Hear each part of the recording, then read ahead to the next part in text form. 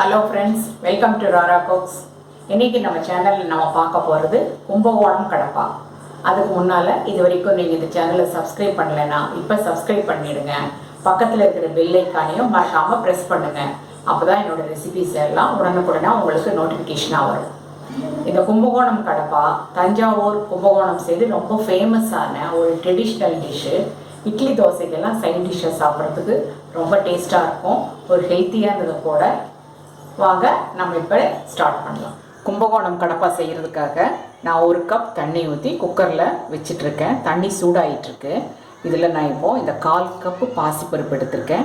இதை நல்லா கழுவி இதில் சேர்த்திடுறேன். பருப்பு நல்லா கழுவி குக்கரில் போட்டாச்சு. இதை மூடி வச்சிடலாம். ஒரு 2 விசில் வந்ததுக்கப்புறமா ஸ்டவ் ஆஃப் பண்ணிடலாம்.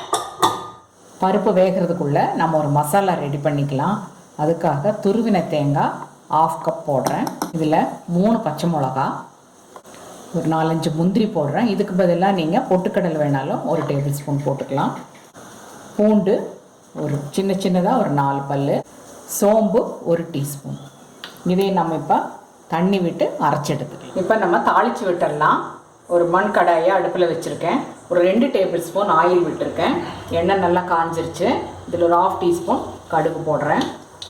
ஒரு பிரிஞ்சி இலை, கிராம்பு 4, சின்னதாக 2 பட்டை, கொஞ்சம் சோம்பு, ஒரு 1/2 டீஸ்பூன் சீரகம் போடுறேன். ஒரு பச்சை மிளகா கீறி வச்சதை போடுறேன். 2 பெரிய வெங்காயம் மீடியம் சைஸ் கட் பண்ணி வச்சுருக்கேன், அதை போட்டுறேன். வெங்காயம் நல்லா வதங்கட்டும். நல்லா பொன்னிறமாக வர்ற வரைக்கும் நல்லா வதங்கட்டும். இதில் கொஞ்சம் கருவேப்பிலை போட்டுடலாம்.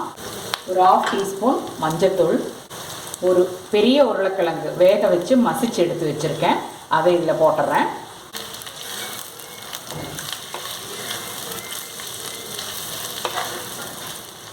நம்ம வேக வச்சு எடுத்து வச்சுருக்கிற பாசிப்பருப்பு அதையும் போட்டுடலாம். இது கூடவே நம்ம அரைச்சி வச்சுருக்கிற மசாலா. இதில் இப்போ நம்ம தண்ணி ஆட் பண்ணிடலாம். இது நல்லா கெட்டியாகும். அதனால் நல்லா ஒரு 2 கப் தண்ணி விடலாம்.